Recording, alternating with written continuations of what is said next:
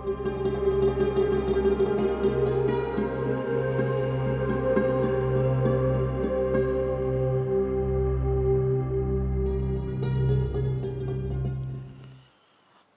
আলাইকুম ওরহমতুল্লাহি ওবরাকাতুহ। বিসমিল্লাহ আলহামদুলিল্লাহ ওসলাতু ওয়াসসালামু আলা রসুলিল্লাহ ওয়ালা আলিহি ওয়া আসহাবিহি আজমাইন, আম্মা বাদ। প্রিয় দর্শক শ্রোতা, আপনাদের প্রত্যেককে স্বাগত জানাচ্ছি দেশ টিভির নিয়মিত আয়োজন ইসলামী জীবন ও জিজ্ঞাসার আজকের পর্বে। আপনাদের সঙ্গে আমি আব্দুল কাহার রয়েছি। প্রিয় দর্শক, আপনারা জানেন যে আমরা আজকে এই অনুষ্ঠানের মাধ্যমে নির্দিষ্ট একটি বিষয়ে আমরা আলোচনা করে থাকি, সেই সাথে আপনাদের করা জীবন ঘনিষ্ঠ নানা প্রশ্নের উত্তর জানার চেষ্টা করি এবং আপনাদের করা প্রশ্নগুলোর উত্তর আমরা সরাসরি সমাধান জানবার চেষ্টা করি। আপনিও চাইলে আমাদের সাথে আলোচনায় যুক্ত হতে পারবেন। দেশ টিভি ইসলামিক শো ফেসবুক পেজের কমেন্টে আপনার যে কোনো প্রশ্ন আমাদেরকে জানালে আমরা সে সকল প্রশ্নের সরাসরি সমাধান জানবার চেষ্টা করব ইনশাআল্লাহ তাআলা। প্রিয় দর্শক, আজও তার ব্যতিক্রম নয়। আমরা যে বিষয়ে কথা বলতে চাই সেটি হচ্ছে আগুনে পুড়ে যাওয়া ব্যক্তির মর্যাদা। আমরা গত কয়েকদিন থেকে দেখেছি বাংলাদেশে একটি দুর্ঘটনা ঘটে গেছে। আপনারা ইতিমধ্যে জেনেছেন, উত্তরার একটি স্কুলে বিমান দুর্ঘটনা হয়েছে। সেখানে অসংখ্য শিক্ষার্থী দুনিয়া থেকে চলে গেছে নির্মমভাবে। তারা, আমরা দাবি করছি, আল্লাহ তাআলার কাছে দোয়া করছি তারা যেন শাহাদাতের মর্যাদা পান। কিন্তু আসলে এই মৃত্যুগুলো খুবই কঠিন মেনে নেওয়াটা মা বাবার জন্য। কিন্তু মা বাবার জন্য কী পুরস্কার আছে, তারা জান্নাত পাবেন কিনা, কোন কোন শর্তে তারা জান্নাত পেতে পারেন, সে বিষয়গুলো আমরা আজকে আলোচনার মধ্যে উঠে আসবে ইনশাআল্লাহ তাআলা। আমরা সেই আলোচনা করবো ইনশাআল্লাহ তাআলা। প্রিয় দর্শক, আর তাহলে কথা না বাড়িয়ে আমরা আলোচনায় চলে যাই। আমাদের সাথে মেহমান হিসেবে উপস্থিত রয়েছেন বিশিষ্ট ইসলামিক স্কলার ডক্টর তোহা বিন জহুরুল ইসলাম। আসসালামু আলাইকুম রহমতুল্লাহি ওয়া বারাকাতুহু। ওয়ালাইকুম আসসালাম রহমতুল্লাহি ওয়া বারাকাতুহু। মাতাম কেমন আছেন? আলহামদুলিল্লাহ, আপনি কেমন আছেন? আলহামদুলিল্লাহ, আল্লাহ রাব্বুল আলামিন ভালো রেখেছেন। আপনি সময় দিয়ে এসেছেন, শুকরিয়া জানাচ্ছি আপনাকে। শুকরান, জাযাকুমুল্লাহ। মোহতারাম, আমরা যে আলোচনাটা আপনার থেকে শুনতে চাই সেটা হচ্ছে আগুনে পুড়ে যাওয়া ব্যক্তির মর্যাদা। রাসূল সাল্লাল্লাহু আলাইহি ওয়াসাল্লাম থেকে কি কি আশার বাণী আছে সেই সকল পিতামাতার জন্য যারা নাবালেগ সন্তানকে হারিয়েছেন। আমরা গণমাধ্যমিক রিপোর্টে দেখেছি যে একজন মা, তিনি 8 বছর তার মা হতে পারেননি, সন্তান ছিল না, আল্লাহ তাআলার কাছে অনেক কান্নাকাটি করলে তিনি মা হলেন। ঠিক পরপর তার দুটো সন্তান হলো, এই দুটো সন্তানই আল্লাহ তাআলা নিয়ে গেলেন।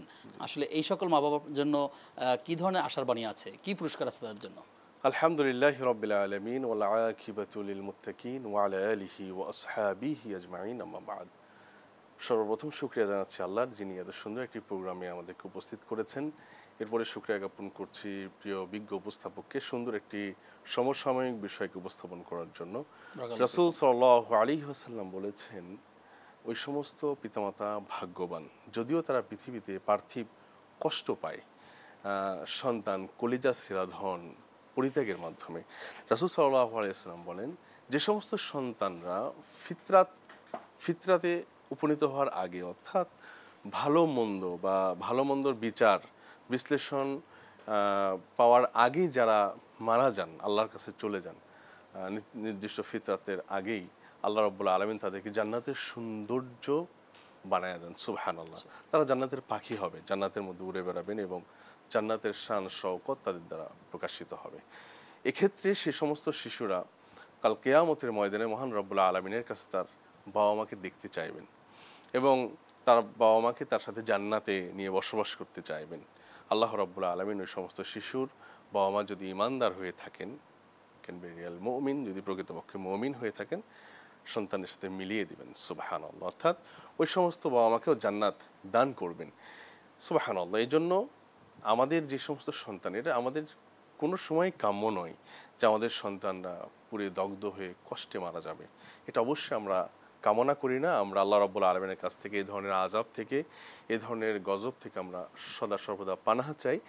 কিন্তু একটা বিষয় আমাদের দেশে কঠিন কষ্টের যেটা ঘটে গিয়েছে, পুড়ে মারা গিয়েছেন আমাদের সন্তান, আমাদেরও সন্তান আছে। আমরা যখনই বিষয়টা দেখেছি, বাবার জায়গায় দাঁড়িয়ে আমরা ঠিক থাকতে পারি নাই। প্রত্যেকটি যারা বাবা, তারা আবেগ আপ্লুত হয়েছে, চোখের পানি ফেলেছে, তাদের জন্য দোয়া করেছে। আমরা এটা কামনা করি না। যাদের সন্তান চলে গেছে, অবশ্যই আপনারা ধৈর্য ধারণ করবেন, মহান রব্বুল আলামিনের কাছে ফাতাওয়াক্কালু আলাল্লাহ, তাওয়াক্কুল করবেন। আল্লাহ রব্বুল আলামিন হতে পারে এই অমূল্য ধন, আপনার কলিজা ছেঁড়া ধন ছিনিয়ে নেওয়ার মাধ্যমে রব্বুল আলামিন আপনার জন্য বড় কোনো পুরস্কার, বড় কোনো রহমত, বড় কোনো সালামত আপনার জন্য আল্লাহ প্রস্তুত করে রেখেছেন বলে আমরা মনে করছি। জি জি, শুক্রিয়া। প্রিয় দর্শক, এক্ষেত্রে আপনাদেরকেও জানিয়ে রাখি যে রসুল সাল্লাল্লাহু আলাইহি ওয়াসাল্লামের একটি হাদিস আমরা মেহমান হতে বলতেন। বিষয়টি হচ্ছে এরকম যে কোনো ব্যক্তির যদি একজন সন্তান মারা যায়, পরপরই একই রকম আরও দুটো হাদিস রয়েছে যেখানে বলা হয়েছে যদি কোনো ব্যক্তির তিনটি সন্তান মারা যায় বা এই সন্তান যে মারা যাওয়ার পর ফেরেশতারা যখন আল্লাহ তাআলার কাছে গিয়ে বলে, আল্লাহ তাআলা জিজ্ঞাসা করে আমার বান্দা এই সন্তানটা নিয়ে আসার পর সে কী বলেছিল, তখন ফেরেশতারা বলছে তোমার বান্দা তোমার শুকরিয়া আদায় করছিল এবং বলেছে ইন্না লিল্লাহি ওয়া ইন্না ইলাইহি রাজিউন। এই কথা বলবার পর আল্লাহ রাব্বুল আলামিন তার জন্য জান্নাতের মধ্যে একটা ঘর তৈরি করেন যার নাম হচ্ছে বাইতুল হামদ। ঠিক এরকম আরও অনেকগুলো ফজিলত রয়েছে যে এই পিতামাতার জন্য জান্নাতের সুসংবাদ রয়েছে। প্রিয় দর্শক, সেজন্য যে সকল বাবা মা আছেন আপনার কষ্ট আপনারা বুঝতে পারবো না, তারপরেও আপনাদেরকে বিনীতভাবে রাসূল সাল্লাল্লাহু আলাইহি ওয়াসাল্লামের হাদিসটাকে আমলে রেখে আল্লাহ তাআলার কাছে দোয়া করবার জন্য আমরা আপনার আহ্বান জানাচ্ছি। মোহতারাম, একটি বিষয় যে আপনি বলেন যারা এই আগুনে পুড়ে মারা যায় কিংবা পানিতে ডুবে মারা যায় কিংবা কোনো জিনিসের চাপা পড়ে মারা যায়, তারা আসলে শহীদের মর্যাদা পাবেন কিনা? এই ক্ষেত্রে সুস্পষ্ট হাদিস রয়েছে। ক্বালা রাসূলুল্লাহ সাল্লাল্লাহু আলাইহি ওয়াসাল্লাম আশ-শুহাদাউ খামসাতান। রাসূল সাল্লাল্লাহু আলাইহি ওয়াসাল্লাম বলেন ৫ প্রকার মৃত্যু, অর্থাৎ ৫ প্রকার মৃত্যু শহীদের মর্যাদা পাবে। তার মধ্যে ১ নম্বর হচ্ছে আল মাবতুন, অর্থাৎ দুরারোগ্য ব্যাধি যেগুলো যেমন প্লেগ, যেমন মহামারী বসন্ত হতে পারে অথবা আমাদের মাঝ থেকে করোনা, এই সমস্ত রোগে যারা মৃত্যুবরণ করবে, অর্থাৎ দুরারোগ্য ব্যাধিতে সংক্রামিত হয়ে যারা মারা যাবে, রাসূল সাল্লাল্লাহু আলাইহি ওয়াসাল্লাম বলেছেন তারা শহীদ। সুবহানাল্লাহ। এরপরে আল মাবতুন, অর্থাৎ পেটের পীড়াদায়ক হতে পারে, সেটা ডায়রিয়া মানে একটা গ্যাস্ট্রোবিন জাতীয়, অর্থাৎ আমাদের পেটের পীড়াদায়ক বা পেটের অসুখে যারা মারা যাবে রাসূল বলেছেন তারা শহীদ। এরপরে আছেন আল গরক, অর্থাৎ পানিতে ডুবে, যেমন আমাদের দেশে যে নৌরুটগুলো আছে, আমরা আমাদের দেশে এই মর্মান্তিক ঘটনা ইতিপূর্বে ঘটেছে, যারা পানিতে ডুবে মারা যাবে, সেটা নৌযানে দুর্ঘটনাই হোক বা যেভাবেই হোক, সে যদি মুমিন হয় অবশ্যই সে শহীদি মৃত্যু লাভ করবে। এরপরে সাহিবুল হাদম, অর্থাৎ আপনি রাস্তা দিয়ে যাচ্ছেন অথবা কোনো কাজ করছেন, দেওয়াল চাপা পড়ে, অর্থাৎ বিল্ডিং ধসে হোক বা দেওয়াল চাপা পড়ে হোক। বাংলাদেশে আমরা খুব অতি সম্প্রতি দেখলাম যে ওই ফ্লাইওভারের বর্ডার গার্ড পড়েও মানুষ মারা গেছে। এই ধরনের মানে চাপা পড়ে যে মৃত্যুগুলো, সেটা পাহাড় ধসে চাপা পড়ে হতে পারে, দেওয়াল চাপা পড়ে হতে পারে বা যে কোনো অবকাঠামো চাপা পড়ে হতে পারে। যারা এই ধরনের চাপা পড়ে মারা যাবে তারা শহীদ। ৫ নাম্বারটা হচ্ছে আল হরক, অর্থাৎ এই যে আগুনে পুড়ে অনাকাঙ্ক্ষিত অগ্নি দুর্ঘটনায় যারা আগুনে পুড়ে মারা যাবে, রাসূল সাল্লাল্লাহু আলাইহি ওয়াসাল্লাম বলেছেন তারা শহীদ। এবং এই শহীদটা এমন, এই শহীদের মর্যাদা তারা কাল কিয়ামতের ময়দানে পাবেন। কিন্তু শহীদ হাকিকি, যেটা যুদ্ধের ময়দানে প্রকৃত শহীদের মর্যাদা পাওয়া, দুটো এক কিনা? মর্যাদার দিক থেকে অবশ্যই তারা পুরস্কৃত হবেন কাল কিয়ামতের ময়দানে, কিন্তু সিস্টেমটা একটু ভিন্ন। যেমন ইসলাম প্রতিষ্ঠার জন্য যারা শহীদ হয়, জিহাদ ফি সাবিলিল্লাহ, যারা জিহাদ করতে যে শহীদ হয়, তাদের গোসলের যেমন প্রয়োজন নাই, তারা যে অবস্থায় মারা যাবে সেই অবস্থায় তাদেরকে দাফন করা হয়। এটা একটা স্পেশাল মর্যাদা বা একটা স্পেশালাইজড করা।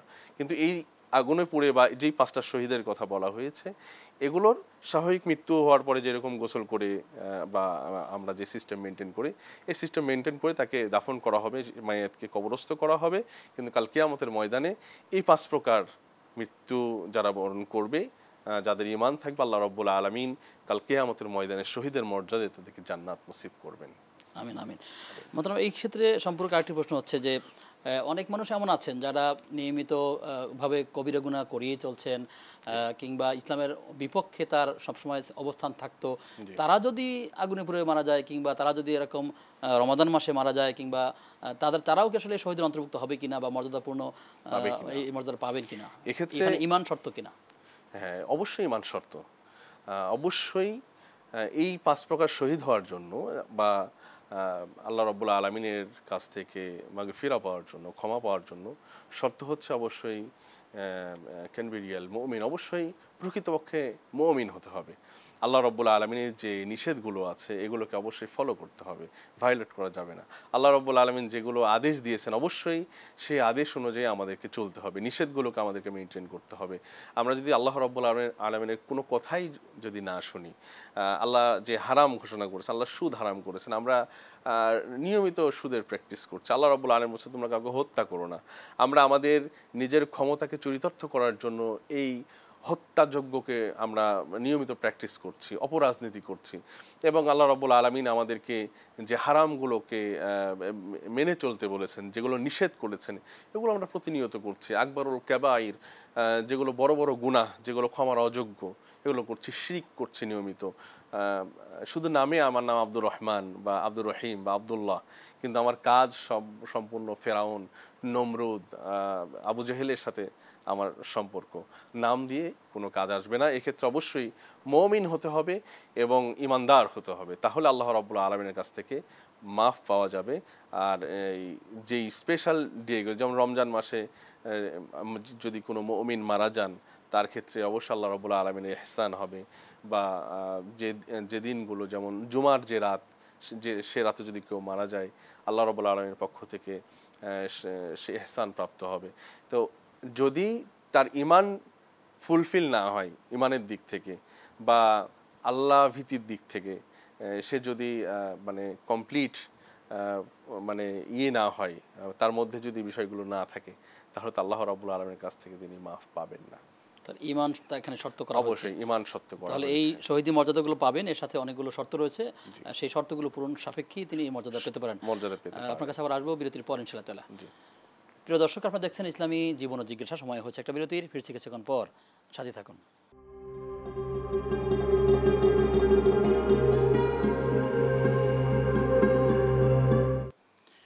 বিরতির পরে সবাইকে আবারও স্বাগত জানাচ্ছি দেশ টিভির নিয়মিত আয়োজন ইসলামী জীবন ও জিজ্ঞাসার আজকের পর্বে। আপনাদের সঙ্গে আমি আব্দুল কাহার রয়েছি, আমার সঙ্গে মেহমান হিসেবে রয়েছেন ডক্টর তোহা বিন জহুর ইসলাম। মোহতারাম আমাদেরকে একজন প্রশ্ন করেছেন ঢাকা থেকে জয়, তিনি জানতে চাইছেন যে সাপে দংশন করলে তার মর্যাদা কী হবে, তিনি শাহাদাতের মর্যাদা পাবেন কিনা, এ ব্যাপারে হাদিসে কী উল্লেখ রয়েছে? আলহামদুলিল্লাহ, খুব সুন্দর একটি প্রশ্ন করেছেন। যদি কাউকে সাপ দংশন করে, সেক্ষেত্রেও সেও শহীদের মর্যাদা পাবেন। কারণ সাপ যখন একটা মানুষকে দংশন করে, তখন তার ব্লাডে বিষক্রিয়া তৈরি হয়, অর্থাৎ ব্লাড সেলের মধ্যে তার যে বিষ সার্কুলেশন হওয়ার কারণে একটা অসহ্য যন্ত্রণা সহ্য করেন, একটা ধৈর্যের বিষয় এখানে আসে, এবং কষ্ট, ভীষণ কষ্ট পেয়ে সে মারা যায়। যদি অনাকাঙ্ক্ষিতভাবে কেউ সাপ দ্বারা দংশিত হয়, অর্থাৎ যদি কাউকে সাপে কাটে এবং সাপে কাটার কারণে বিষক্রিয়া হয়ে সে যদি মারা যায়, অবশ্যই সে শহীদের মর্যাদা পাবে। সেক্ষেত্রে অবশ্যই তাকে সাধারণ মৃত্যুর যেভাবে গোসল এবং দাফন যে সিস্টেমটা, সেটা ফলো করতে হবে। জি, শুকরিয়া আপনাকে।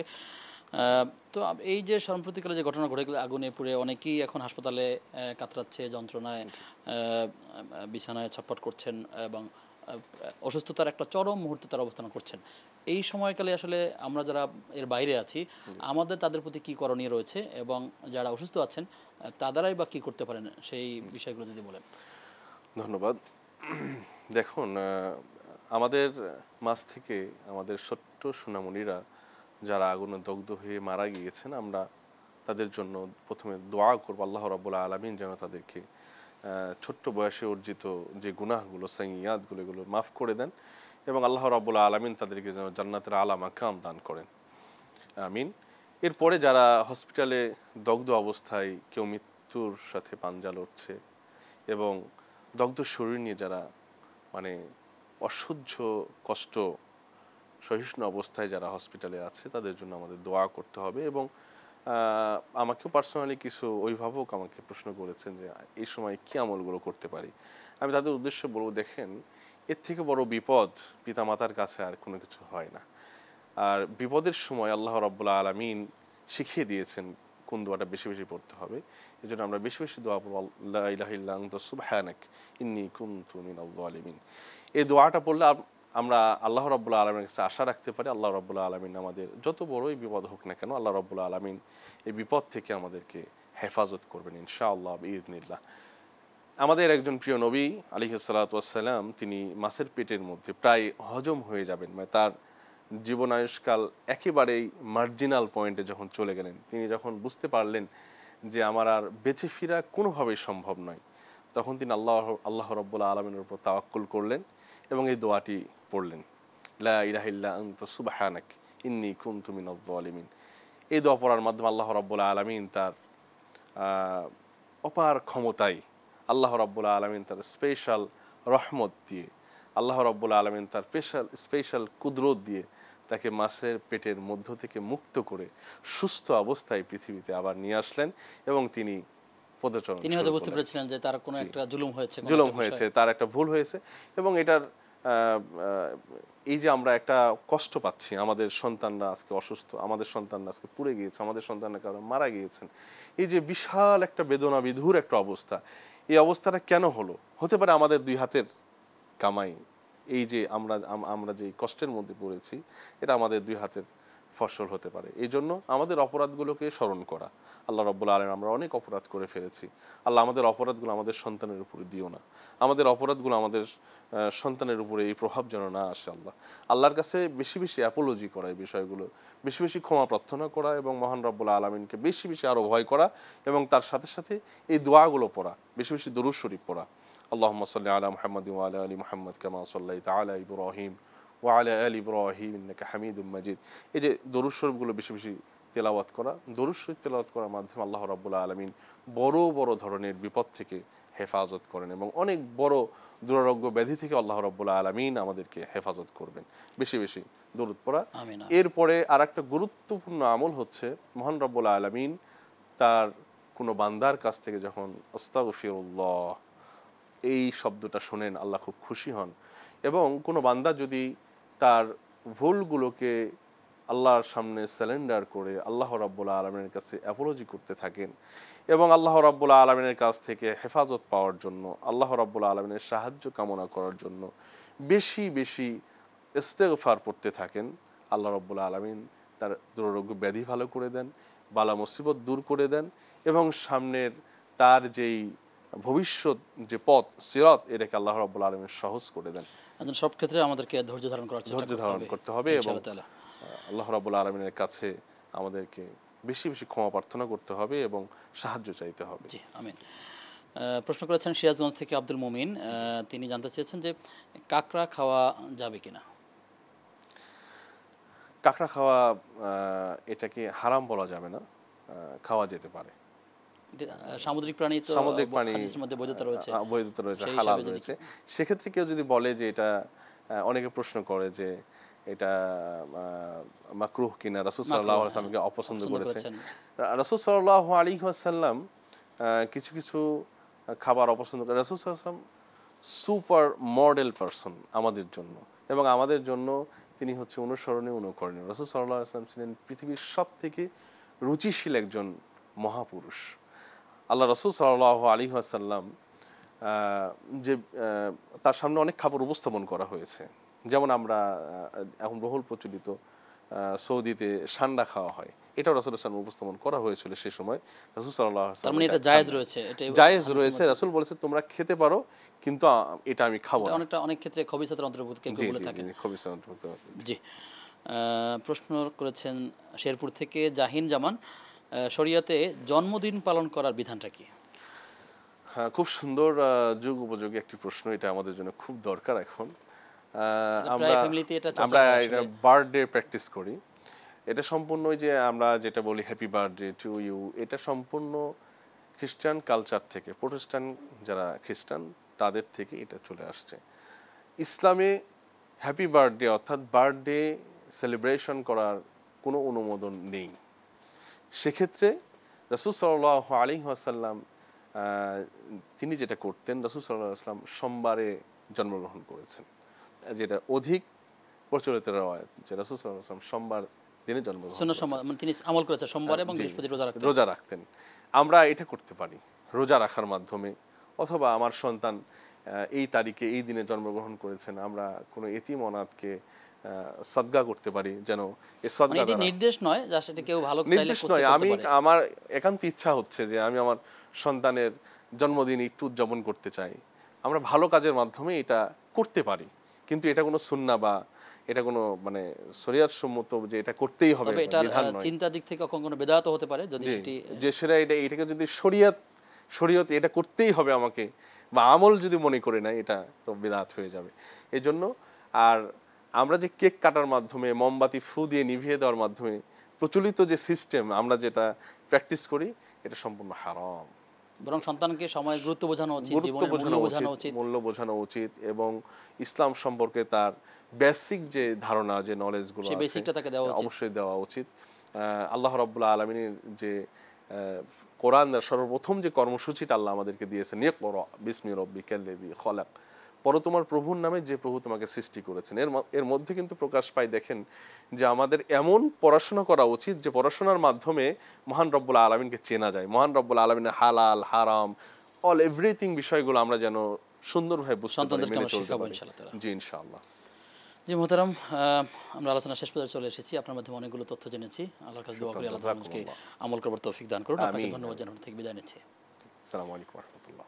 প্রিয় দর্শক, আপনারা দেখছেন ইসলামী জীবন ও জিজ্ঞাসা। আমরা আলোচনা করছিলাম আগুনে পুড়ে যাওয়া ব্যক্তির মর্যাদা সম্পর্কে। আমরা আল্লাহ তাআলার কাছে দোয়া করি আল্লাহ তাআলা আমাদেরকে এরকম হঠাৎ বিপদ থেকে আল্লাহ তাআলা আমাদেরকে রক্ষা করুন, এবং এরকম মৃত্যু থেকে আমাদেরকে রক্ষা করুন, এবং যখনই আমাদের মৃত্যু হবে তখন যেন আল্লাহ তাআলা আমাদেরকে শাহাদাতের মৃত্যু দিয়ে ধন্য করুন, এবং সেই সাথে ঈমানের সাথে মৃত্যু দিয়ে ধন্য করুন। আমিন। প্রিয় দর্শক, আজ এ পর্যন্তই। আগামী অনুষ্ঠান দেখবার আমন্ত্রণ জানিয়ে আজকের মতো বিদায় নিচ্ছি। আসসালামু আলাইকুম ওয়া রাহমাতুল্লাহি ওয়া বারাকাতুহু।